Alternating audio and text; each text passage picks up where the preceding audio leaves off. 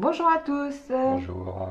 Alors, aujourd'hui, on a un programme sympa. On va vous parler déjà d'une première rubrique, qui est une rubrique matérielle, où on va vous parler de...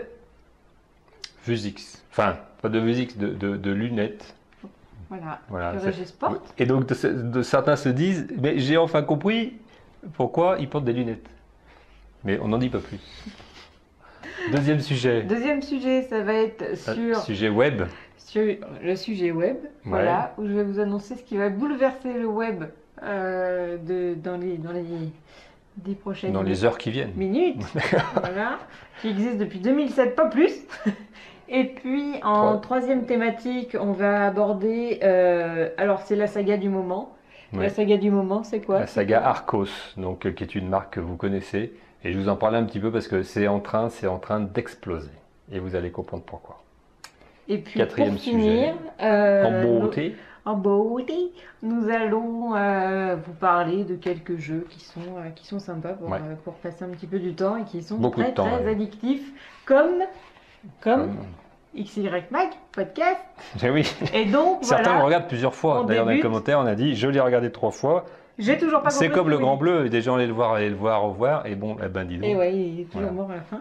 Et donc, on débute dès à présent l'épisode numéro 10. Alors, une question. Je vais enlever les lunettes. Je pensais que tu avais gardé. Non, parce que j'ai l'air un peu... Parce que ce petit look un petit peu Gilbert Montagnier, je trouve ça sympa. Oui, voilà. Donc en fait, j'ai mis lunettes parce que je voulais vous parler des lunettes. En fait, home theater, en fait, donc théâtre à la maison. Enfin, des lunettes qui permettent de regarder la télé. Non pas comme les lunettes 3D où vous remettez des lunettes pour voir en 3D. Là, vous mettez les lunettes parce que l'image est à l'intérieur des lunettes. D'accord? Donc, ça n'a rien à voir avec les lunettes que vous pouvez trouver vendues avec les écrans de télévision. Donc, en fait, le principe, c'est quoi? C'est que ces lunettes, vous les branchez sur votre source iPod, iPhone, télévision, magnétoscope, Blu-ray, console de jeu. Oui, enfin, tu dis pas iPad, mais tu dis magnétoscope. Ouais. Voilà toute la différence entre la génération X et la génération Y. Bon, ok. Donc, vous voyez ce que je veux dire. Donc, source vidéo et bien sûr audio. Donc, vous mettez ça sur les yeux. Vous mettez bien sûr dans les oreilles les petites puces qui permettent d'entendre le son. Et donc, immédiatement, vous pouvez profiter d'une vision en fait à l'équivalent d'un écran de plus de 3 mètres. Enfin, entre 2 et 3 mètres. Plus de 3 ça mètres, dépend de la taille de ton visage, non? Ça dépend du modèle des lunettes, surtout. Et en fait, en 720p, donc en fait en HD, pour pouvoir bénéficier d'un équivalent, je ne vais pas dire salle de cinéma, parce que bien sûr les salles de cinéma, l'écran est plus grand, mais par rapport à ce qu'on peut avoir chez soi, on ne peut quasiment pas avoir d'écran de cette taille-là, à un prix, bien sûr, aussi abordable que des lunettes de ce genre-là. Donc 2 marques sur le marché sont vraiment leaders. Après, il y a aussi des modèles chinois, on va dire, ou taïwanais, mais c'est quand même pas l'équivalent. Donc, je vais en parler un petit peu. Donc, 2 marques sont vraiment intéressantes. Donc, la marque Vuzix, qui a 3 modèles principalement à sa gamme grand public, qui est une marque qui travaille aussi pour les militaires et la médecine. Donc, il y a vraiment une technologie en fait, qui permet d'acquérir des données vidéo et de les restituer dans l'œil. Donc, avec des lunettes qui peuvent permettre d'avoir une vision en fait de 2 à 3 mètres. 2D, 3D, donc c'est important de pouvoir, si vous avez des films en 3D, vous pouvez aussi les regarder dans ces lunettes-là. Multisource, donc on peut les brancher sur tout ce qui existe quasiment, il y a beaucoup de connectiques qui peuvent être fournis, il y a même des options. C'est quoi comme prise? Une prise jack? Non, il y a de tout. Sur les matériels Apple, tu n'as pas ça, donc en fait tu le branches sur les prises. Mais c'est pour le son, donc ça ne fait pas passer l'image. Donc il y a vraiment tout, que pour les consoles et autres, il y a toutes les prises qui peuvent être derrière. Donc là-dessus, il n'y a pas de souci. Donc là, c'est garanti fonctionner. Après, bien sûr, c'est quand même un peu compliqué toujours de regarder la télé avec des lunettes. C'est un peu ce qui est le frein à la 3D. On peut régler à sa vue si on veut, en fait, pour pouvoir gérer en fait un écart entre les yeux si on a des lunettes. Donc en fait, si on a des lunettes de vue, on n'a pas besoin de les garder. Donc on les met naturellement et on règle directement à sa vue. Non, pour les régler. Non, pas du tout. Dès que tu vois net, c'est bon, c'est le principe. Et comment? Ah, quand tu as une molette. Oui, c'est comme les jumelles, où tu as le binoculaire, où tu peux régler de chaque côté. Non, c'est très simple. Donc en fait, les prix, et c'est là où c'est important par rapport au prix d'un écran de cette taille-là, ça va on va dire de 120 € à 300 €. Donc 300 € pour l'audième, moi c'est pas cher pour l'image qu'on va avoir et pour l'usage qu'on peut en faire. Bien sûr, ça marche à l'électricité, donc il y a une autonomie. Une autonomie est dite de 4 heures, donc globalement, quand on dit 4 heures, ça c'est forcément moins. Donc ça veut dire que vous pouvez regarder un film tranquillement, sans avoir à recharger le zinzin. Vous pouvez jouer 2-3 heures sans avoir à recharger le zinzin. Bon, quand on a joué 2 heures avec des lunettes sur les yeux, sur des écrans de cette taille-là, je pense qu'on a bien envie d'arrêter un petit peu parce que ça doit un petit peu faire mal. Alors, moi, j'en avais pas là aujourd'hui pour vous les montrer, donc je pense que j'en aurai bientôt, c'est en cours.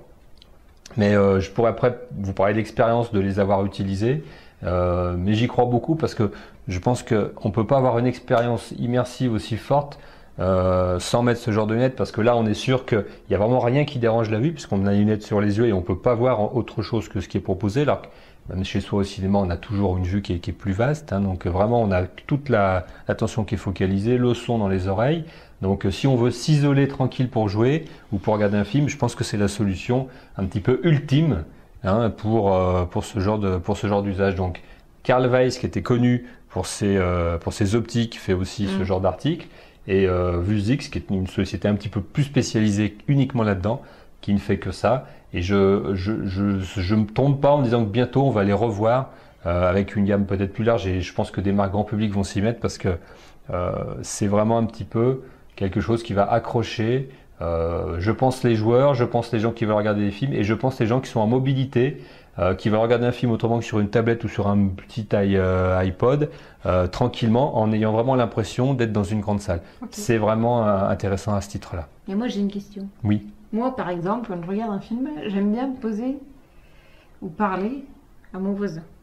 Oui. Donc là, je me retourne, je le vois pas. Bah oui, tu le vois pas, et surtout lui, il voit pas ce que tu vois, donc c'est pas la peine que je lui parle. Non, c'est une expérience un petit peu égoïste, hein, c'est tout ce que je suis pas. Voilà, pour pouvoir regarder ça seul. C'est vrai que c'est pas très adapté pour quelque chose en famille. C'est pas très communautaire. Ouais. Contrairement à ce qui se fait. C'est pour ça que moi je pense que c'est un bon usage en mobilité, ou un usage quand on veut être tranquille pour jouer ou pour regarder un film tranquillement sur un support qui s'y prête pas, donc qui n'est pas très grand, où on perdrait un petit peu de l'effet, hein, parce que voir un film sur un petit écran c'est jamais aussi bien. Okay. Là on regagne un petit peu ce qu'on aurait perdu. Voilà ce que je voulais dire pour ces lunettes qui sont vraiment pour moi un petit peu intéressantes. Très intéressant. Ouais. Deuxième sujet, on va faire un sujet web. Oui, moi je voulais parler aujourd'hui de Simbalou. Est-ce que tu connais Simbalou? Rien à voir avec le roi de la jungle. Qu'est-ce que c'est Simbalou, en fait, c'est ce qui va révolutionner. Révolutionner. Je vais tout de suite m'en acquérir. Oui. C'est gratuit, déjà, donc ça me permet de le dire. Bon, je vais m'en servir alors. Votre navigation Internet. D'accord. Moi, par exemple, j'ai une question à toi. Oui. Quel est le premier avantage d'Internet? C'est gratuit. Non, mais ça, on l'a déjà dit. Eh ben, c'est qu'on peut naviguer. Non, mais c'est quoi? Pourquoi tu vas sur Internet? Eh ben, pour avoir des informations. Oui, vite et rapidement. Voilà. Voilà, vite et rapidement. À défaut de la réponse, en tout cas, Internet, c'est vif et rapide, normalement. Oui, sauf moi. Et donc, en fait, là, sauf que maintenant, aujourd'hui, on a une telle multiplicité d'informations, tellement de sources d'informations que au final, maintenant, ça prend du temps, je trouve, de faire des recherches sur Internet, puisqu'on va vraiment sur plein de médias, plein de canaux, etc. Et du coup, là, ça devient presque un petit peu chronophage. J'ai même envie de le dire. Voilà. En fait, Simbalou, ça fait quoi? Par rapport, c'est un petit peu le pendant de NetVibes, en fait. Donc NetVibes, c'était un agrégateur d'applications, un petit peu de widgets exactement, ça s'appelait. Donc c'était des petites applications qu'on pouvait choisir, sélectionner et se greffer dans son interface, son environnement à soi. Voilà, donc Simbalou, c'est pareil. Donc on a, en fait, ça se présente comme un clavier, par exemple. Donc on peut dire un clavier. C'est 52 touches, donc 52 carrés, en fait, qui représentent un peu les possibilités d'application qu'on va comme un échiquier. Comme un damier, comme un échiquier, tout à fait. Tout ce qui finit par y. Voilà. Et donc, on peut mettre les applications qu'on souhaite. Donc au départ, déjà, il faut savoir que c'est très simple. Donc l'objectif, en fait, c'est d'avoir un bureau. Comme sur votre bureau, en fait, vous avez votre bureau Internet, tous les icônes que vous voulez et que vous utilisez le plus souvent. D'accord. Sur Internet, on peut avoir une page pareille avec toutes les pages web, tous les petits supports, les petits widgets, les petits ce que vous voulez, que vous utilisez tous les jours sur Internet. Donc, c'est très simple en fait. La création, donc on peut se créer un compte sur Symbaloo gratuitement. Voilà, ça t'intéresse. Gratuitement, ça prend la création l'ouverture du compte, ça prend à peu près 3 minutes. La prise en main après ensuite et l'appréhension en fait de l'interface, elle est très simple et très rapide également, 3 heures. Oui. C'est très rapide. C'est sûr. Très intuitif, donc ça va très vite. Il y a un petit tutoriel en plus qui accompagne, qui est très bien fait et qui est en 5 étapes. Tu connais en fait? Non. Tu me l'avais pas dit. Et qui est bien fait, donc ça va vraiment vite. Au départ, en fait, ça se présente comme on va rentrer dans le concret. Au départ, on a donc sa fenêtre internet, d'accord. On a 4 onglets. Le premier onglet, en fait, c'est ce qu'ils appellent, je sais plus, c'est général, avec donc il y a 52 touches au total, et il y a 4x4, 16 applications préparamétrées. Donc on peut enlever, supprimer, rajouter, etc. On a 3 autres onglets. En gros, c'est pour dire que c'est à titre d'exemple. Les autres onglets, on a actualité, cinéma et autres. En fait. Donc voilà, c'est pour démontrer. Je me demande si les gens qui nous regardent ont compris en fait de quoi nous parlions. C'est ce qu'on veut faire. Donc, si. Moi, je pense que pour qu'ils comprennent, on pourrait dire c'est en fait un Yahoo avec tous les services qu'il y a sur le portail, sauf que c'est présenté en fait par des touches, un peu comme un iPhone. Et en fait, sur lequel tu peux directement cliquer sur le service que tu veux. De toute façon, on le voit en ce moment. On a une interface avec 52 touches au départ, avec une case centrale plus grande, en fait, une interface centrale un peu plus grande. Dans ces touches, on peut tout. Le principe, en fait, c'est la personnalisation totale. Donc, on peut personnaliser chaque touche individuellement et mettre vraiment tous ses favoris à soi, puisque chacun, en fait, a des centres d'intérêt personnels et propres. On peut vraiment tout personnaliser pour chacun. Donc, c'est-à-dire que moi, par exemple, si je veux en haut à gauche mes pages, voilà, moi j'ai 750 grammes cuisine, j'ai Cosmopolitan, après j'ai dans mes flux RSS, je vais avoir Le Monde, je vais avoir toutes mes sources d'actualité, etc. Et puis ainsi de suite en fait. Donc on peut avoir des touches qui ont plusieurs fonctions. On peut avoir des touches en fait qui sont moteurs de recherche. Auquel cas en fait, si par exemple je clique sur la touche Google, j'ai l'écran central, donc la petite plateforme centrale, qui devient moteur de recherche Google. Donc très simplifié. On a juste la barre en fait où on peut taper sa recherche et puis la recherche arrive.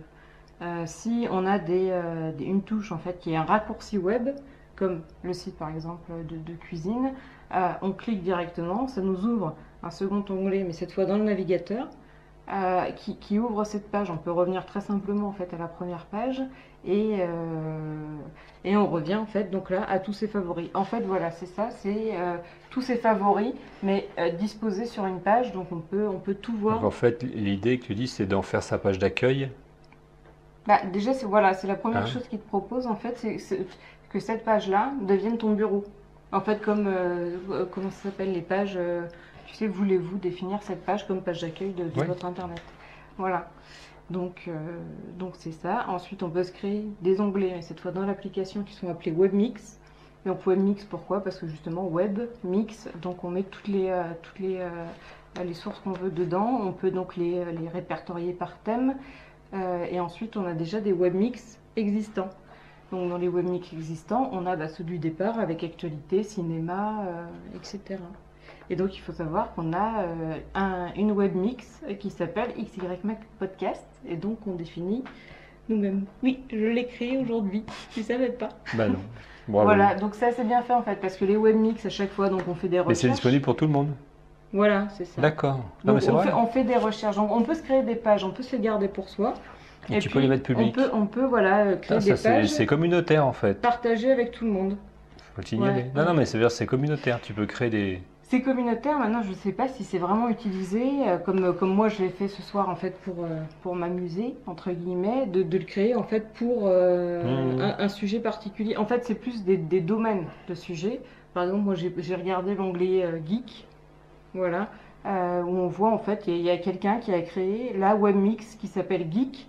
Et qui va avoir tous les petits icônes qu'il a voulu mettre dedans. Donc là, ces pages-là, du coup, bien entendu, on ne peut plus les modifier, puisque c'est le propriétaire en fait uniquement qui peut les modifier. Il les met à jour et ça renvoie à toutes les personnes qui ont téléchargé cette page-là, ça leur met à jour cette page. Ouais, c'est bien.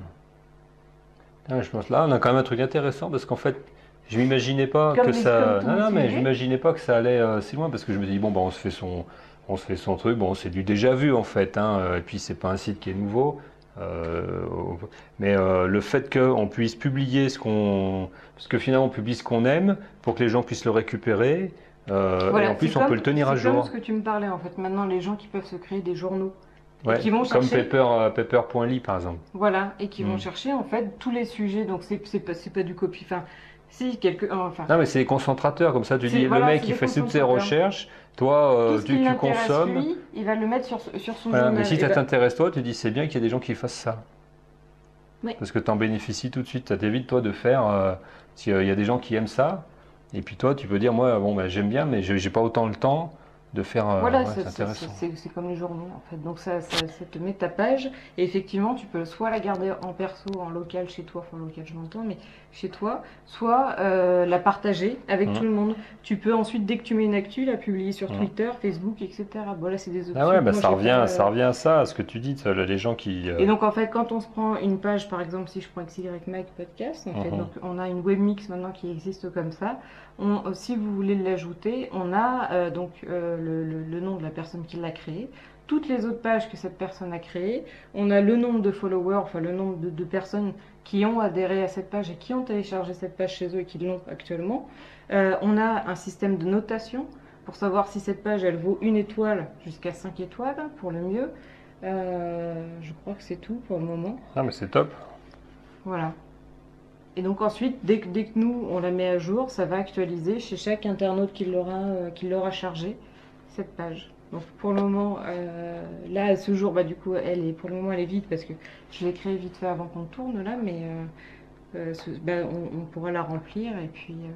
Voilà, okay. Après, l'interface d'utilisation, c'est vraiment très simple. C'est des cubes, en fait, donc des applications avec un système de glisser-déposer. On recherche, on a les résultats, on prend, on glisse, on dépose, on réactualise tout. Après, dans la personnalisation, en fait, tout le fond est personnalisable avec des images soit de leur bibliothèque, soit de sa bibliothèque à soi perso. Et puis après, toutes les applications aussi, on peut se les créer si elles ne sont pas existantes dans la bibliothèque.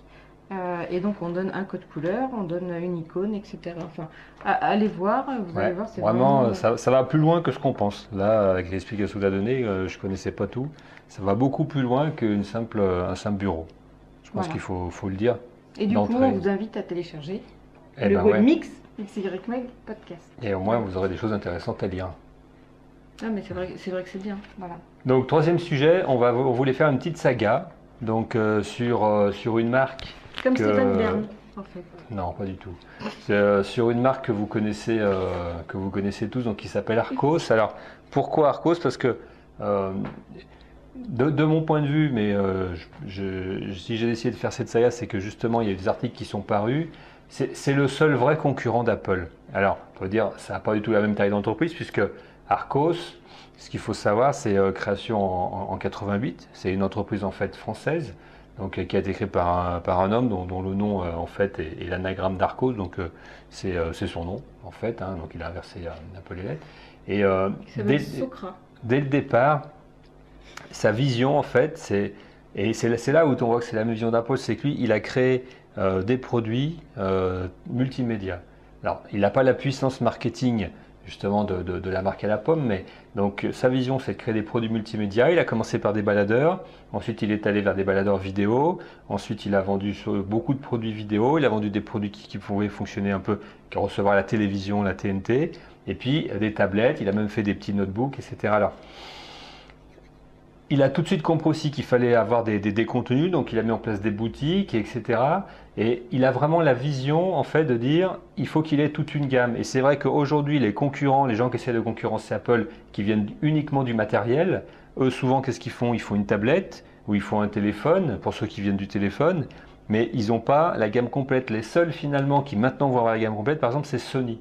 Sony va avoir la même chose, parce que Sony, il vous fait du baladeur qui tient dans la poche tout petit, où il n'y a même pas d'écran, jusqu'à la tablette, jusqu'au PC, d'accord? Mais c'est le seul, et Sony aussi il a du contenu, puisque il faut savoir que Sony possède aussi en fait des maisons d'édition de vidéos et de musique, bon, tout le monde le sait.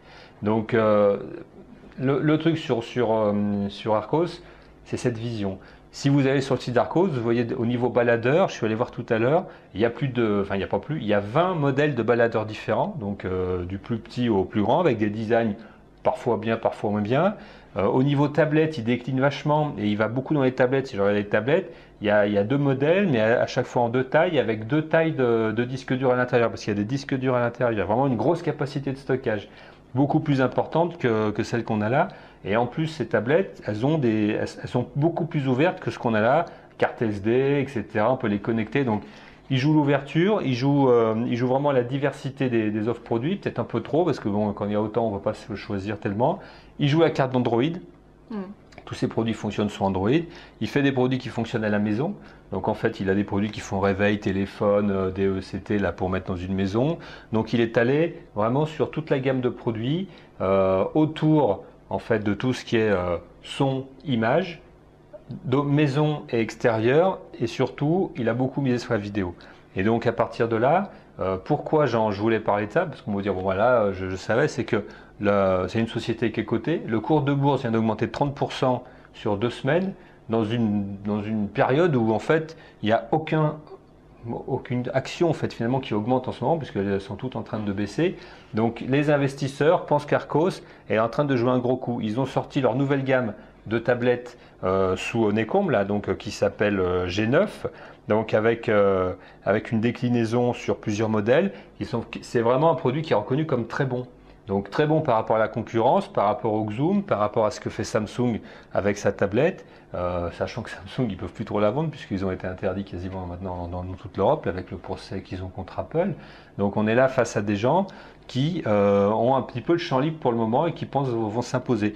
Ils ont créé une marque pour les États-Unis, une marque pour la Chine. Donc en fait, ils ont décliné leur marque sur les marchés, sur les principaux marchés. Donc ils ont une marque en Europe qui est plutôt Archos, ils ont une marque aux États-Unis et une marque en Chine. Alors, je vais retrouver le nom là pendant que je discute parce que je me l'étais noté. Donc voilà, donc c'est Anovia en fait en Chine et aux États-Unis. Donc ils sont distribués sous la marque. Donc alors là, je me rappelle plus. Mais je vais le retrouver donc sous une marque qui a un peu un nom qui est donc Arnova donc pour la Chine et pour les États-Unis donc c'est une marque de leur actionnaire parce que cet actionnaire a pris une participation chez eux. Donc dès que je la retrouve en fait je vais vous la donner, peu importe. Donc actuellement Archos c'est la marque qui va soit exploser soit imploser. Non, bah oui, disparaître au bout d'un moment, parce qu'une marque qui n'arrive pas à s'imposer sur le marché mondial, dans ces modèles de matériel-là, elle ne va pas y arriver. Donc, ils ont réussi à faire leur trou. En Europe, il faut savoir que donc non seulement leur cours de bourse a augmenté de 30% sur les 15 derniers jours, mais ils viennent d'être classés numéro 1 en Europe. C'est-à-dire que c'est le premier vendeur de tablettes Android en Europe. On ne le sait pas. Quand on apprend ça, on se dit, oula, alors ils ne s'en vendent pas beaucoup. On est encore sur un marché de petite quantité, mais ils vendent plus de tablettes Android que Samsung, que Motorola, que tous ceux que Dell, que tous ceux qui ont mis en place des tablettes Android. Alors bien sûr, face à Apple, il est tout petit au niveau du marché des tablettes, surtout qu'Apple ne fait pas d'Android, bien sûr. Mais ça veut dire que les gens achètent ces produits. Donc, parce que ça, c'est pas des trucs qui s'inventent. Quelle gamme de prix? Alors justement, le point fort aussi d'Archos, c'est le prix. Très, très bon marché en prix. Et c'est là qu'on a bien eu la preuve avec l'histoire qui s'est passée sur le touchpad d'HP, c'est que les gens, quand ils ont un bon prix, ils ont envie de posséder ce genre d'article et ils l'achètent. D'autant que pour ce prix-là, souvent ils en donnent plus que les autres. Donc, parce qu'il n'y a pas que le système. Donc en fait, capacité de stockage, capacité de branchement, donc ouverture. Finalement, on peut télécharger vraiment les choses comme on veut. Je ne comprends pas que tu dises. C'est ceux qui équipent le plus l'Europe en termes de tablettes. C'est les plus vendus en Europe, c'est les tablettes Arcos. Je comprends pas, j'avais jamais vu. Ouais, mais c'est parce que tu t'intéresses pas en fait à ça. C'est comme les baladeurs, mais c'est comme les baladeurs Arcos. Ils en vendent à l'appel. Pour avoir 20 modèles dans leur catalogue, c'est qu'ils doivent en vendre plein. Mais c'est vrai que c'est pas une marque auquel on s'intéresse jusqu'à présent. C'est pas une marque qui a un marketing qui a créé une belle image autour. Je dirais même plutôt la vision, c'est que c'est des produits un petit peu cheap. Et en fait, ils sont en train de casser un petit peu cette image-là pour vraiment arriver sur le marché comme les autres, avec une marque, c'est pas une marque franchouillarde en fait, il faut pas voir comme ça, c'est une marque internationale qui est vendue dans le monde entier. L'entreprise gagne de l'argent, l'entreprise est classée maintenant numéro 1 en Europe, aux États-Unis, ils ont lancé aussi tous leurs produits et en Chine. Donc je dirais à suivre, mais bientôt, je pense qu'il faudra bien tester les produits Arcos à égalité avec les autres marques. C'est vraiment une marque qui mérite d'être connue. Voilà ce que je voulais un petit peu dire sur cette saga. C'est une belle histoire en tout cas d'un homme qui a créé sa marque. Voilà. Sujet suivant, on va attaquer donc le sujet numéro 4. Voilà, il y en a un qui suit. Donc en fait, la rubrique je sur Apple. Alors c'est pas que je suis que Apple et que je fais que Apple, sauf que non, j'ai pas de MacBook. D'ailleurs, j'en appelle au don. Si vous avez un vieux MacBook Air, non pas un vieux, même qui ne fonctionne pas. Ben si, un MacBook Air flambant neuf. Écoutez, je le prends. Non, mais en 13 pouces parce qu'il faut quand même pas exagérer. Ah bah oui, je veux que du 13 pouces. 13 pouces, c'est ça. Ou 11 pouces. Non, 13 pouces on va faire. Le plus petit c'est 11. Oui, donc je veux du 15. Non, je veux du 13. Je veux du 22 pouces en R. Non, donc voilà. Non, c'est simplement que j'ai souvent effectivement ma tablette, puisque moi, contrairement à d'autres, je n'ai qu'une tablette. Voilà. Oui, parce que quand on sait pas faire les bonnes affaires. C'est pour ça que je vais vous parler effectivement d'un jeu qui est sur iPad et iPhone et iPod, et puis un autre qui est par contre plus sur iPhone. Donc le premier qui est que sur iPhone, alors c'est pas des jeux qui sont forts, enfin celui-ci en tout cas il n'est pas 999, donc vous l'avez peut-être déjà vu, mais c'est un jeu très bien, c'est Saving Private Chip, donc sauver le soldat mouton. Voilà, où en fait c'est un petit peu le style Angry Bird, c'est pour ça en fait que je vous le présente, puisque Angry Bird là ça fait vraiment un carton, c'est pas nouveau non plus, mais ça fait un vrai carton. Et c'est pas vieux non plus Angry Bird. C'est quand même. Et même maintenant, donc au départ c'est sorti sur Apple, Angry Bird. Aujourd'hui maintenant toi tu l'as sur tes tablettes bas de gamme. Comme quoi ça... C'est surtout Angry Bird, hein. C'est même sur PC je crois, j'ai pas fait attention. Alors ce qui me surprend en fait, c'est que moi il me semble bien quand même que Angry Bird c'est payant sur Apple, sur l'iTunes Store. Donc est-ce que toi tu l'as gratuitement? Oui mais ça dépend des versions en fait, il y a plusieurs versions sur chaque plateforme. Ou alors tu me mens, mais tu me parles que tu as des mises à jour. Oui, j'ai eu des mises à jour. Moi, Angry Bird, je ne l'ai pas payé, mais j'ai des mises à jour. Enfin, voilà, il y a une autre version qui est payante sur Android. Ah, bah tu dis pas tout. Oui, mais c'est pas. Donc. C'est pas la même que celle de l'Apple. Donc moi, je vais en tout cas parler de Saving Private Chip. C'est effectivement un petit peu le même système, c'est-à-dire en fait un jeu un petit peu de logique, réflexion et destruction. Voilà. Donc le contexte en fait du jeu, donc c'est déjà le développeur, c'est Bulkypix. Oui. Tu connais? Non, mais je pense que ça va intéresser un petit peu tout le monde de le savoir. Fortement connu dans le monde d'Apple, mais oui, mais toi, c'est ce que t'es. Voilà, le contexte en fait, il y a une guerre foudroyante opposant des moutons et des loups. Et donc il y a eu un parachutage en fait de moutons. Mais qui sont malheureusement tombés sur des petits escamotages, des monticules, des improbables monticules en fait. Ils ne sont pas tombés au bon endroit. Voilà, ils sont tombés sur des monticules où donc ils sont en danger puisque les loups sont en dessous et ils veulent les manger, d'accord? Donc l'objectif c'est quoi? T'as tout compris normalement? Non. C'est de faire gagner les moutons dans cette guerre sans merci. Et je pèse mes mots. Voilà. Pour cela, il faut donc les faire descendre des structures et ne pas les faire tomber de leur plateforme, puisqu'en fait, dans l'idée, Ils ont été parachutés sur un petit lopin de terre, si je puis dire. Mais sauf qu'au lieu de tomber directement sur la terre, ils sont tombés sur des petites monticules sous ce lopin de terre et c'est gavé de loups. D'accord? Et sur ces petites monticules, ils peuvent tomber. Donc il faut faire tomber tous les escamontages où ils sont pour que ça tombe sur le... T'as compris cette fois? Non, mais bon, je vais y jouer. Je pense que je comprendrai mieux en regardant les images. Ne pas rouler dans le vide, voilà. Et donc, il faut se battre contre qui? Les loups. Et la gravité. Voilà. Ah. Tout est contre les loups et la gravité. Donc, c'est-à-dire en plus simple, en fait, on a des tonneaux, des planches, plein de choses et on a les moutons qui sont recroquevillés dessus. Il faut, en fait, avec des munitions, taper aux bons endroits pour que le mouton, tombe sur la plateforme, le sol ferme, sans tomber. Tu comprends ou pas? Ouais, non, mais je pense que j'y ai déjà joué. Là où il faut faire attention, c'est qu'on a des petits loups qui se transforment en moutons. Ils se déguisent en fait. Et donc là, si tu sauves le loup qui se transforme en mouton, tu as perdu aussi. D'accord. Voilà. Donc le score sera bien entendu déterminé par la réussite des niveaux, donc c'est-à-dire arriver à son objectif, faire retomber le mouton sur la plateforme de terre, mais également en termes, il faudra être rapide et utiliser le moins d'armes de destruction possible. Donc il faut en moins de coups possible et le plus vite possible remettre le mouton sur sa terre ferme. Donc c'est vachement addictif. Les graphismes en fait ils sont super sympas. On a 80 niveaux pour la modique somme de 79 centimes. Ça fait moins d'1 centime le niveau, ça vaut le coup.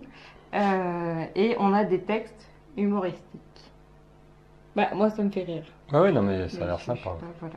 Et le deuxième jeu en fait dont je voulais vous parler avant qu'on se quitte, c'était le jeu Siège Héros HD pour iPad ou Siège Héros tout court pour iPhone. Celui-ci il est nouveau. Ouais, je crois, enfin je pense.